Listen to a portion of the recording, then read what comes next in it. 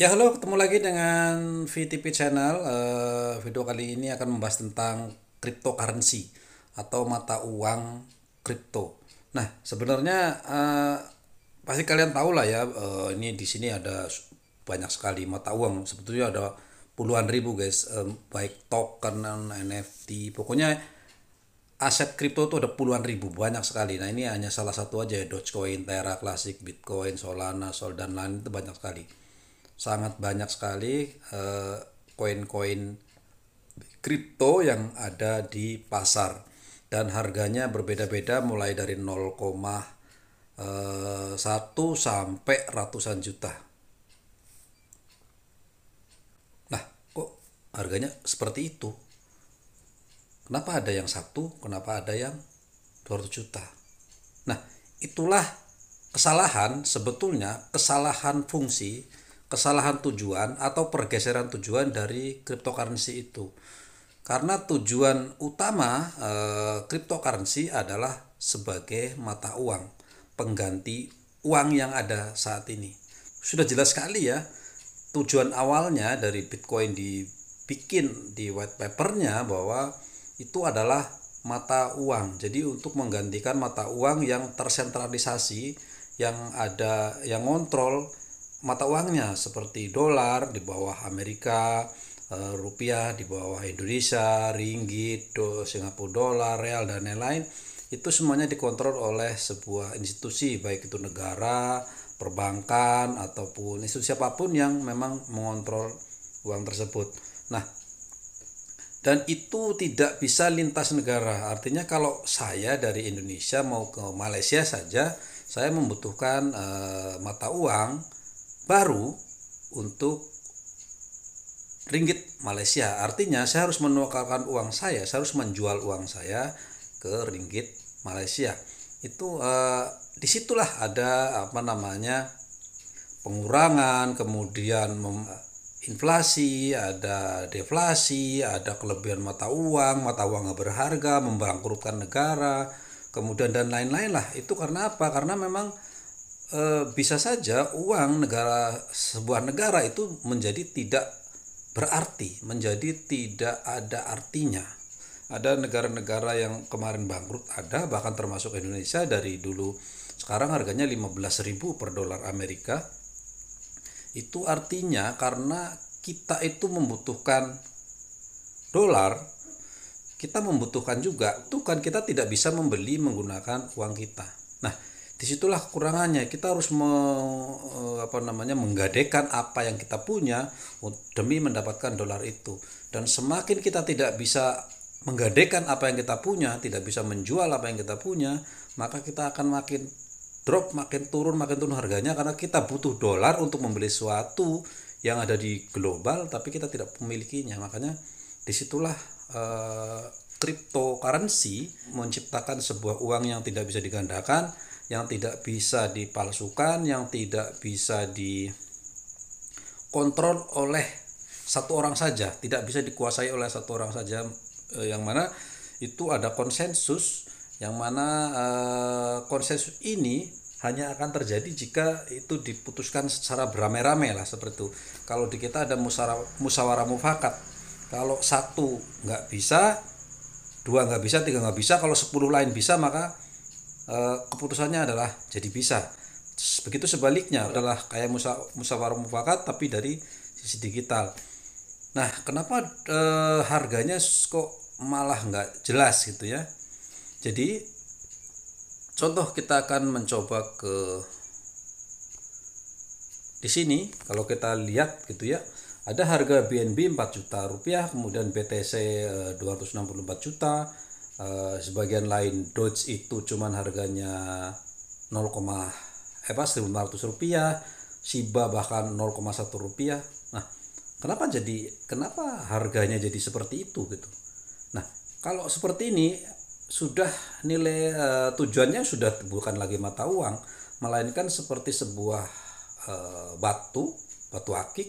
Ini batu harganya 1.000 rupiah, itu emas harganya 800, yang ini perak harganya berapa, itu kan seperti itu. Nah, terus dipakai buat apa? Kita simpan atau kalau batu akik kita pakai, atau burung kemudian kita harga burung 1 miliar itu buat apa buat apa namanya, hiasan di rumah, pajangan, atau sebar bunyi-bunyian. Atau dulu pernah kalian dengar mungkin tanaman anthurium yang harganya bisa 5 juta per lembar. Itu buat apa? Buat obat kah? Buat apakah utility-nya? Kan tidak ada. Nah, di sini sama juga di dalam cryptocurrency itu sudah bergeser. Sebetulnya misalkan kayak contoh Bitcoin dibikin 21 juta koin. Artinya harganya memang ya satu BTC. Pertama kali transaksi yang sebetul-betulnya adalah pada saat membeli pizza $10 kalau nggak salah untuk mendapatkan satu box pizza. Dan ada yang mau menjual pizza tersebut dengan Bitcoin. Nah, bagi kedua orang tersebut itu tidak memikirkan, lah nanti kalau saya pakai Bitcoin ini saya buat apa. Berarti Bitcoin yang saya dapat dari jualan pizza, saya akan gunakan lagi untuk membeli bahan-bahan pizza yang lain. Saya harapkan nanti ada pedagang cabai yang saya bayar pakai BTC, atau ada yang saya beli lagi untuk membayar tepungnya. Jadi itulah yang dinamakan dengan mata uang, pengganti mata uang. Nah, nilainya itu tergantung kesepakatan.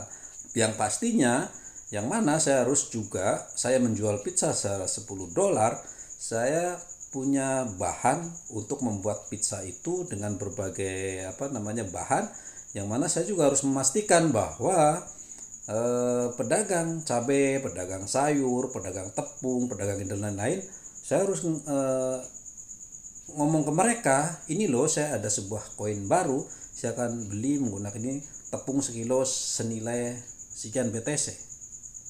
Nah, setelah banyak orang mau menggunakan semua harga BTC itu berlaku, bahkan untuk sekedar beli bensin pun pakai BTC, kemudian beli minyak dengan BTC, beli gas dengan BTC dan lain-lain, nilainya tergantung kesepakatan bahwa memang harganya segitu. Tidak seperti hari ini yang mana kalau saya mau beli Ferrari harga 1 miliar, paling tidak saya harus punya 4 Bitcoin dengan harga hari ini 265 juta.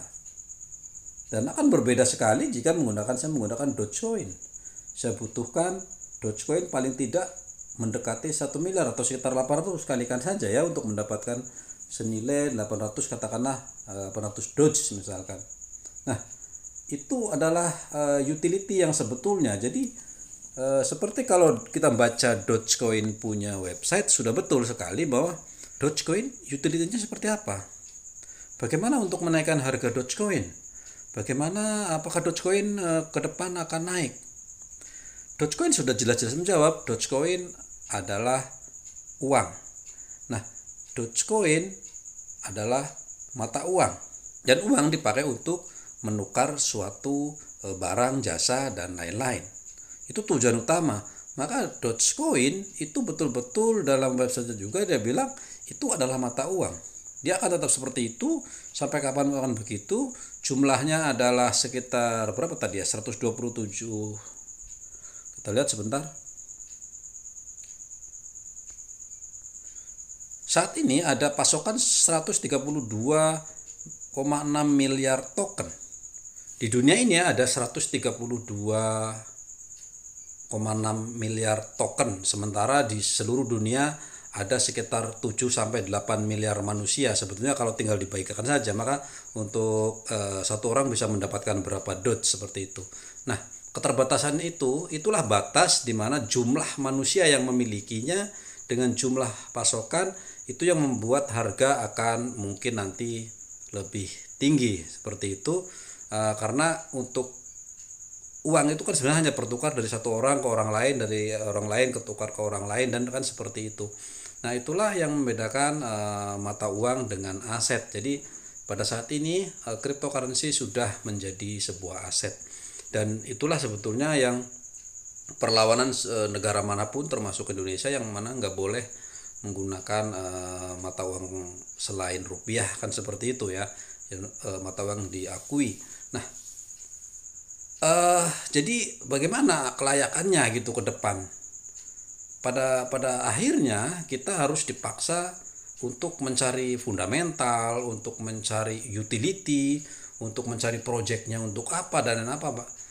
Sama seperti contoh misalkan Bitcoin tidak ada punya proyek apapun sebetulnya. Bitcoin ya Bitcoin. Dia tidak harus dia mengiklankan dirinya, saya punya teknologi tinggi, nanti dengan saya punya game yang metaverse yang luar biasa kalian bisa beli mobil-mobilan. Itu tidak, karena memang dipakai buat mata uang, tidak ada bandingannya antara tidak perlu itu. Tujuan utamanya adalah Bitcoin ini bisa buat beli pizza, Bitcoin ini bisa beli mobil, Bitcoin ini bisa membeli apapun gitu. Nah, nilainya seberapa tinggal dikalikan aja. Kalau 21 juta total supply dari Bitcoin, jika yang megang uang koin ini ada 8 miliar, sudah kalian lihat sendiri harganya. Ada 8 miliar manusia, misalkan Bitcoin cuma 21 juta, kan tidak cukup. Makanya itu boleh dibilang langka gitu ya. Jadi nanti dengan sendirinya semakin langka koinnya, sementara orang pengen juga membeli menggunakan itu, maka dia akan secara nilai dia akan naik dengan sendirinya. Maka itu saja yang ditawarkan. Nah, sementara sekarang ini kita sudah dikaburkan lah gitu ya. Ini Shiba punya Shibarium, punya Shiba Eternity, kemudian nanti bisa buat beli nanti akan ada metaverse, bisa beli lahan dan lain-lain. Itu sebetulnya itu sudah digiring bagaimana itu sudah tidak bisa jadi mata uang sebetulnya. Yang betul adalah misalkan saya punya bengkel, misalkan bengkel menjual 1000 komponen, saya menerima pembayaran kripto misalkan apapun ya, BNB, BTC, ETH dan lain-lain, cuma tinggal ada nilainya di situ, BTC nanti 0, sekian, Doge sekian, itu terserah saya juga. Kenapa saya harus berani menjual seharga itu? Yang mana tentu kita akan mikir ulang. Kalau saya menerima mata uang A, bisa nggak saya bisa mendapatkan kembali barang menggunakan uang yang saya terima tadi? Misalkan saya menggunakan Shiba, saya menerima menjual sebuah obeng seharga 100 Shiba, misalkan seperti itu. Nah, apakah ada di luar sana toko lain, pabrik lain yang mana saya harus membayar obeng ini beli lagi seharga 50 Shiba, dengan saya jual 100 saya dapat keuntungan 50 Shiba. Tujuan utama adalah bagaimana cryptocurrency ini dipakai untuk membeli hal yang memang bisa kita pakai untuk kehidupan sehari-hari. Sama seperti kita menggunakan rupiah itu kita bisa pakai buat membeli A, buat membeli B, buat membayar jasa A, buat dasar B, kan seperti itu. Nah, cryptocurrency juga sama. Bedanya adalah kripto ini sudah tidak lagi dibatasi oleh sebuah batas negara, karena dia diciptakan di jaringan di seluruh dunia gitu. Katakanlah dia yang lahir di Amerika, di bom Amerikanya ya nggak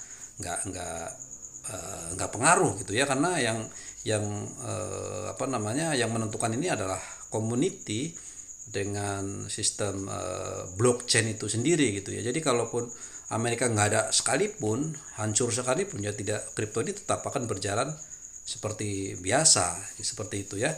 Karena nih di sistem blockchain, jadi blockchainnya yang menjadi penting. Contoh misalkan transaksinya secepat apa. Misalkan ini perbandingan nih, mau BNB, BTC, ETH, TKO, kemudian nanti ada digital dolar, digital rupiah, digital ringgit, dan ada seluruh dunia kumpul jadi satu dengan di pack satu, semuanya sama satu. Sekarang yang membuat nilainya naik, harganya lebih tinggi, tentu saja bukan soal supply, karena supply bisa kita batasi, supply kita bisa kita burning, bisa dikontrol sebetulnya oleh negara. Kripto itu bisa dengan cara dikurangi, ditambahi dan lain-lain. Tetapi yang paling menjadi saingan dalam dunia teknologinya adalah berapa lama kecepatannya. Misalkan antara BNB, BTC, ETH atau dan lain-lain, pada saat transaksi kita membeli, kita memindahkan satu koin ke orang lain, itu ada di sana ada kecepatannya, ada keamanannya. Kemudian apalagi berapa besar transaksinya itu ada. Jadi disitulah teknologi, disitulah semakin kalau orang mau menggunakan mata uang rupiah digital kita, orang pengennya aman, tentu ya satu harus aman, yang kedua harus cepat, yang ketiga harus bisa dengan nilai besar dan cepat, atau dengan segala macam fitur yang ditawarkan oleh koin tersebut. Jadi sebetulnya tujuan utama kripto adalah di sana. Jadi sekarang ini sebetulnya sudah bergeser. Kalau saya ditanya apakah BNB naik, apakah BTS akan sampai 11.000, apakah nanti BTS itu sampai 1 triliun dan lain-lain, SHIBA sampai $1, itu sebenarnya sudah salah, sebetulnya sudah salah dari tujuan awalnya. Dan jika seperti itu pasti akan mengalami hype, betul akan mengalami titik puncak, dan pasti akan turun juga, akan dam lagi, betul-betul akan sama seperti 2021, 2022 akhir kemarin sampai sekarang sudah jatuh sangat dalam. Katakanlah nanti naik lebih tinggi dari kemarin pun tentu someday nanti akan sama juga turun seperti itu, karena memang secara utility kita tidak mau menggunakannya gitu ya, atau aturannya kita tidak tahu juga sih, karena memang sih dilarang ya kita menjual, membeli, menerima pembayaran menggunakan uang selain rupiah. Mungkin itu juga ya yang menjadi akhirnya bergeser fungsi pada akhirnya. Jadi kalaupun kita menggunakan dolar, menggunakan ringgit, ya hanya cash tertentu saja. Nah, itulah yang menjadi tantangan sebetulnya, atau menjadi satu negara itu tidak mau juga, karena bagaimanapun kita tidak bisa mengontrol pergerakan uang itu. Sebenarnya itu hanya sekedar kesepakatan bersama. Misalkan di negara manapun nanti misalkan sudah menjadi hal umum lah, misalkan nanti di Indonesia ada rupiah kriptonya, sudah ada dolar kriptonya dan lain-lain, dan kita sudah, artinya dolar itu bisa dipakai buat beli pesawat tempurnya Amerika, karena kan udah jaringan kripto, udah nggak perlu ditukar lagi pakai USD. Yang ngontrol itu kan karena kita harus diputar dengan USD, kita harus tukar dengan ringgit, kita harus dengan SGD, kita harus dengan real dan lain-lain. Makanya setiap negara punya patokannya sendiri-sendiri. Nah, itu sih bukan hal mudah, mungkin dalam waktu dekat ini tidak pastinya. Sementara ini jadikan aset, tidak ada bedanya dengan harga tanaman Ethereum yang selembarnya 5 juta dulu, yang sekarang dengan harganya, batu akik yang harganya ya 1 juta 2 juta satu batu, atau apalagi